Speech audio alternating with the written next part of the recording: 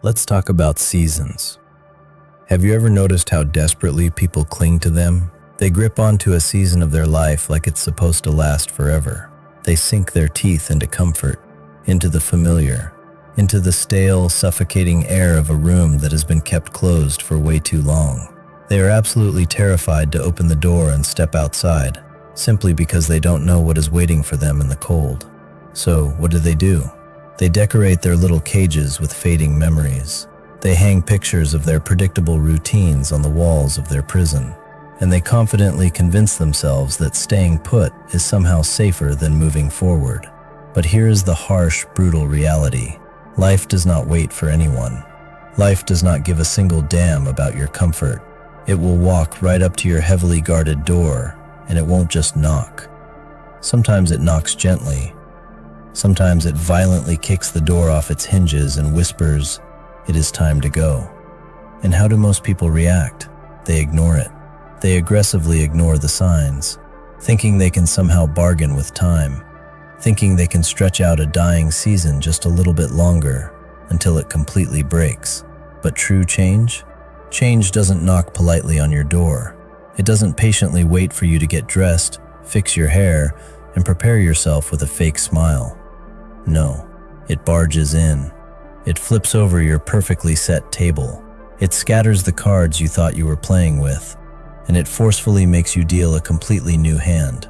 That is the part most people will never, ever understand. They foolishly think life will consult them first. They think life will ask for their approval, as if there is some cosmic form to sign before chaos is allowed to twist the story.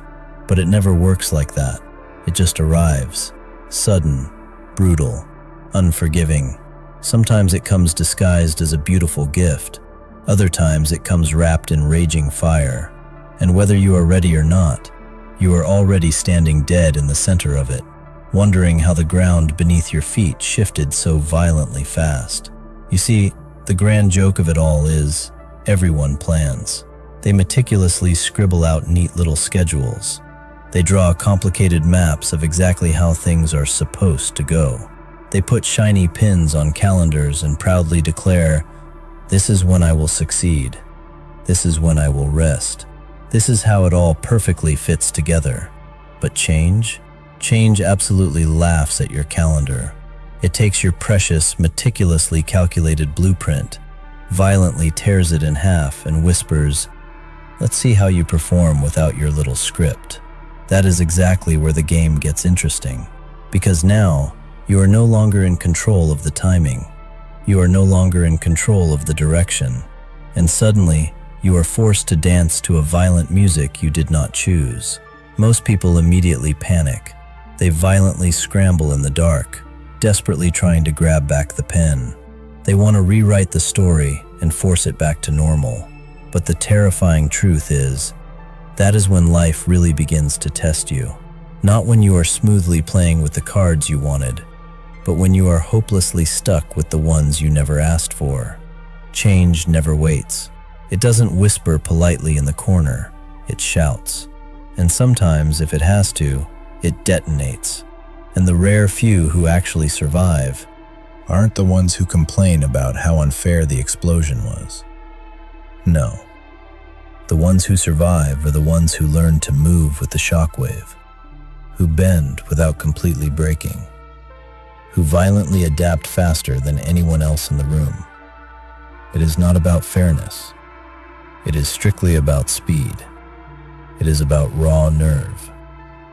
It is about whether you can take the brutal hit to the jaw, wipe the blood off your chin, and just keep moving. Everyone desperately wants the glory of transformation, but absolutely no one wants the violent disruption that creates it. They loudly claim they want a brand new life, but they violently refuse to let go of the old one. They say they want to grow, but they run from the agonizing discomfort of shedding their old skin. They cling to the familiar, even when the familiar is slowly choking them to death. And then, inevitable change arrives anyway.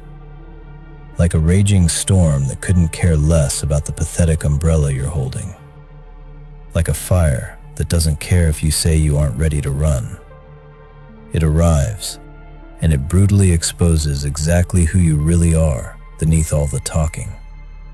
Because the unvarnished truth is, you can effortlessly act calm and comfortable when you are in control. You can easily act strong when everything is going your way.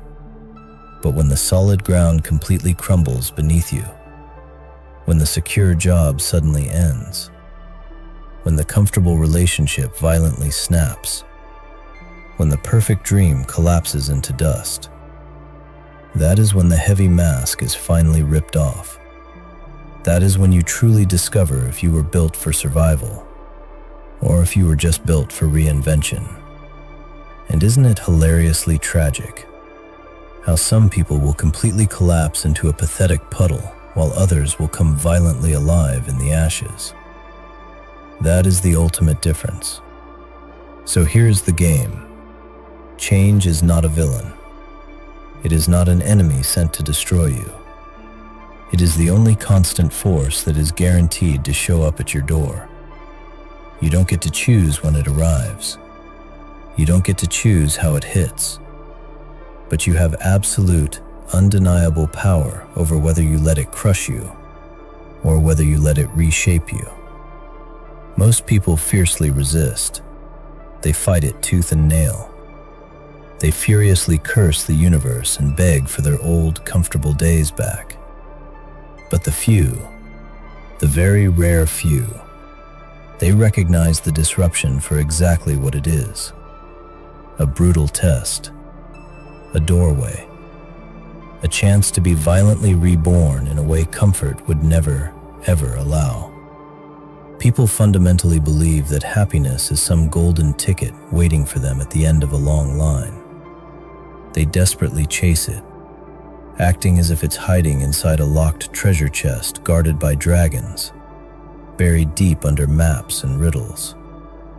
They constantly tell themselves, once I get that specific job, once I buy that bigger house, once I find that perfect person, once I finally prove myself to them, then I will be happy.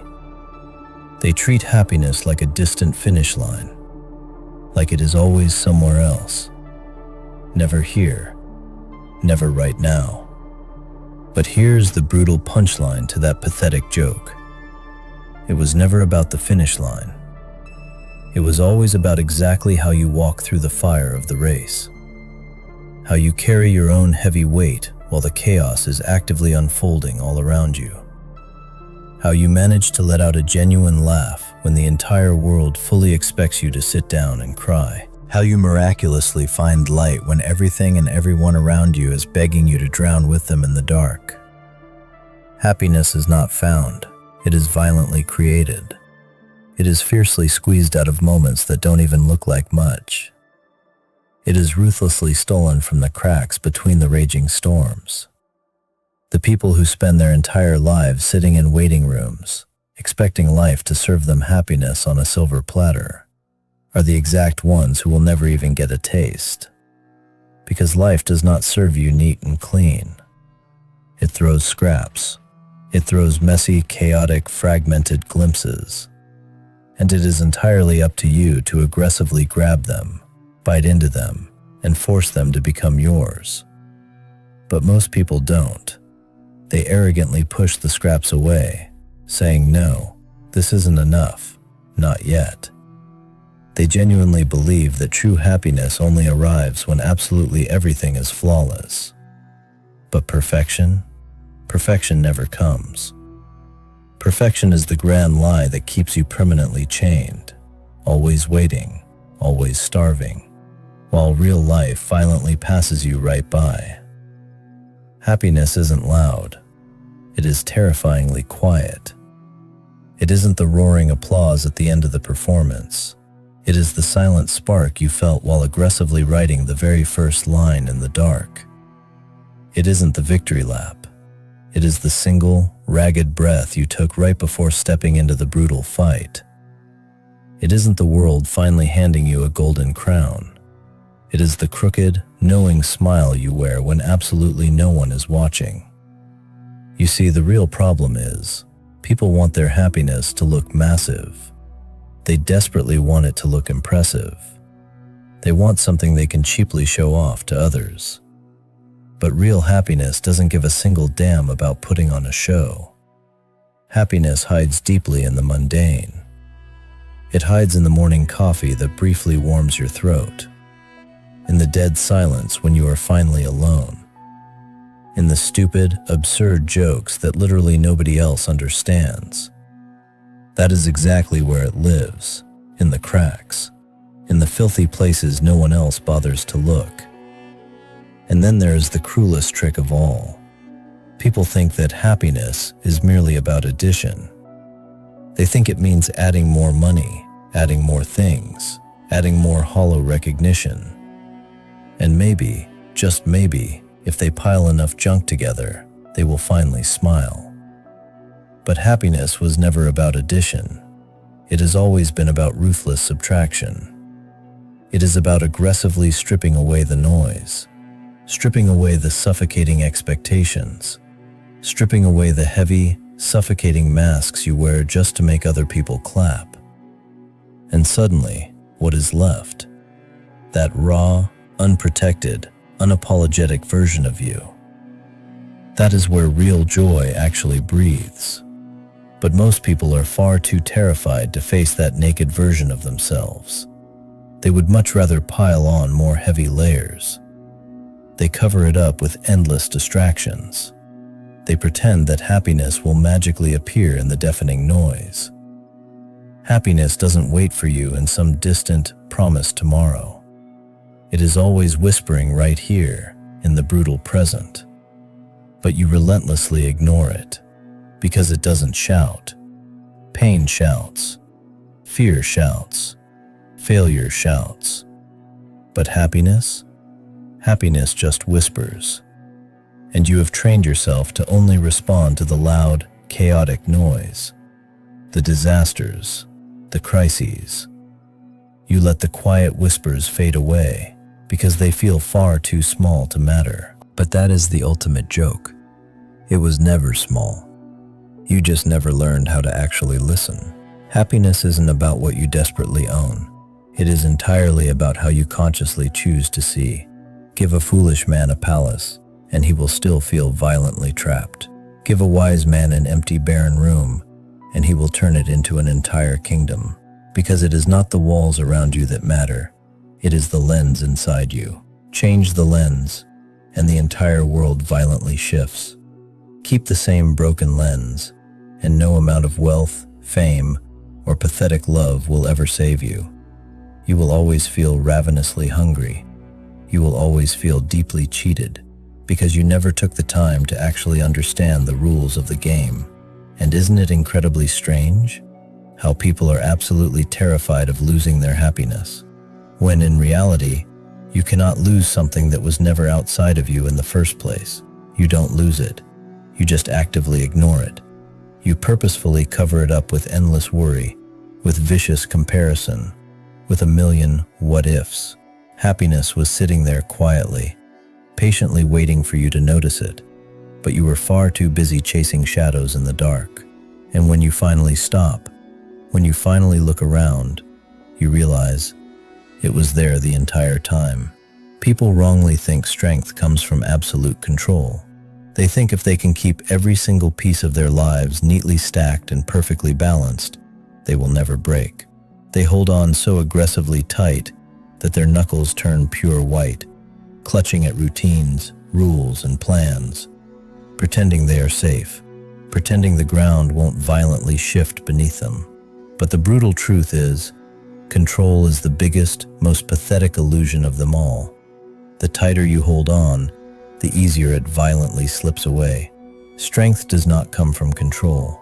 Strength comes from absolute surrender, from staring directly into the raging storm without feeling the desperate need to cage it, from dancing directly in the flames without frantically trying to put them out. The world does not ask you to control it. The world laughs at your pathetic attempts to cage it. The world throws chaos like loaded dice, and you keep betting that if you play just right, you will finally win. But chaos does not play by your cute little rules. Chaos never cared about your rules. True strength is when you finally realize you don't have to fight it. You don't have to tame it. You just have to step inside it and move with it. The ones who break are the ones who endlessly resist. The ones who let the madness freely flow right through them. Those are the ones who ultimately survive.